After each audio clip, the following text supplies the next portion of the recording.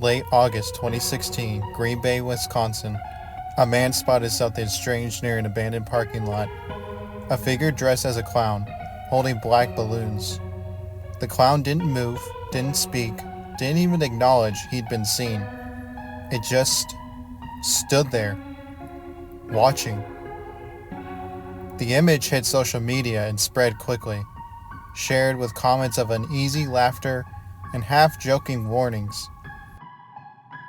Most dismissed it as nothing more than just a prank. Halloween was still weeks away, but surely this was just someone getting an early start. By early September, a wave of sightings hit Greenville, South Carolina. Children at a small apartment complex came home with an unsettling story. Clowns, several of them, had been hiding in the nearby woods. They called out to the kids, offering money, trying to coax them deeper between the trees. The children's parents didn't hesitate. They called the police. And while no evidence of the clowns was found, the local news picked up the story. In North Carolina, a woman walking home saw a clown standing on the edge of the woods. It didn't chase her. It didn't say anything. It just stood there, its face half hidden in the shadows of the trees. Police investigated, but like before, the clown had vanished by the time they arrived. By mid-September, the clown's sightings became impossible to ignore.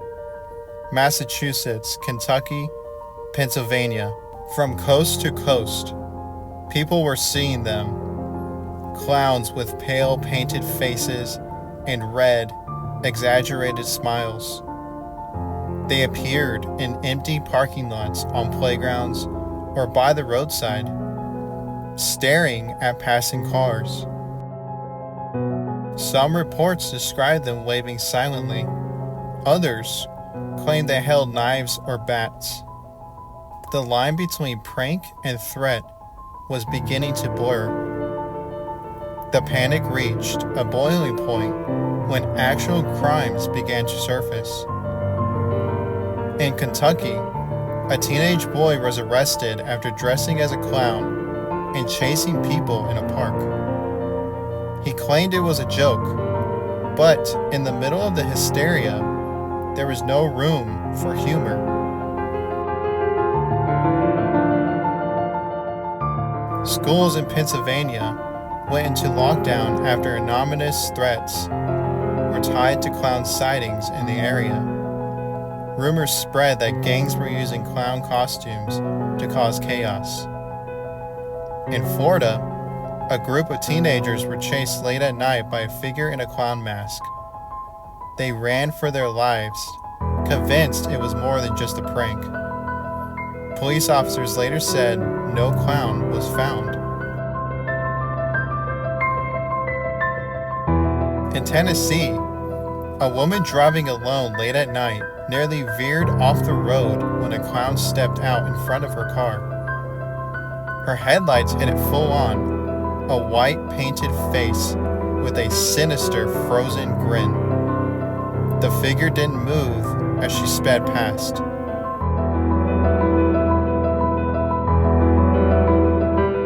The reports overwhelmed police departments across the country.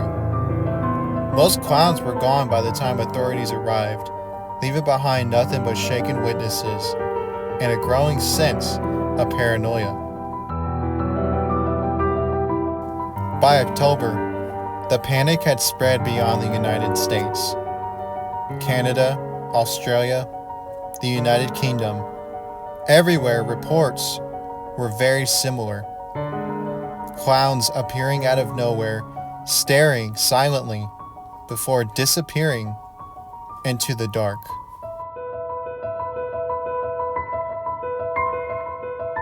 It wasn't just individuals being targeted anymore. Schools were warning parents. Retailers like Target pulled down clown masks off their shelves, afraid they were feeling the hysteria. McDonald's even decided to keep Ronald McDonald, one of the most recognizable clowns in the world, out of the public eye for a while. Professional clowns, who had spent years bringing laughter to parties and events, began to speak out. The World Clown Association condemned the pranksters who were causing fear. For them, this wasn't just a spooky news story. It was their livelihoods on the line.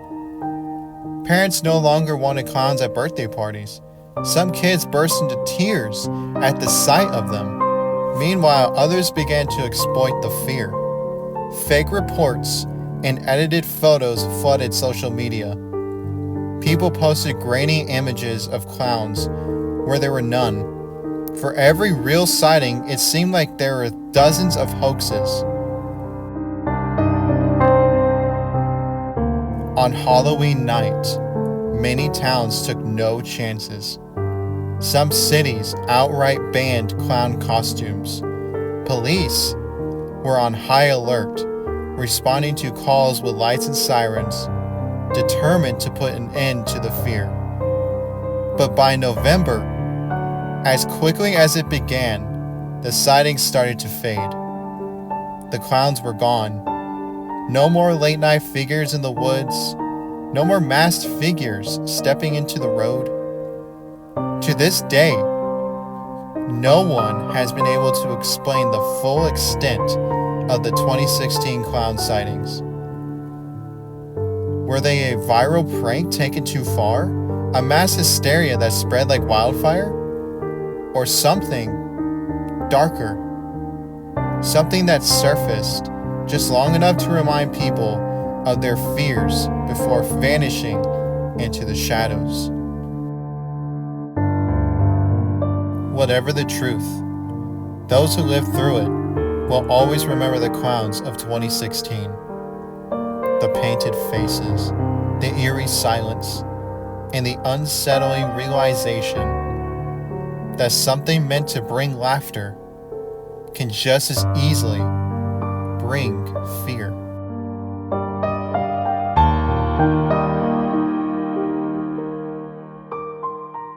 Thank you for watching. I am the Veiled Spectre, and I invite you to like this video, subscribe to the channel, and enable notifications to stay informed of future uploads. There are many more stories to share, and I look forward to having you join me again. And remember, the shadows follow you everywhere.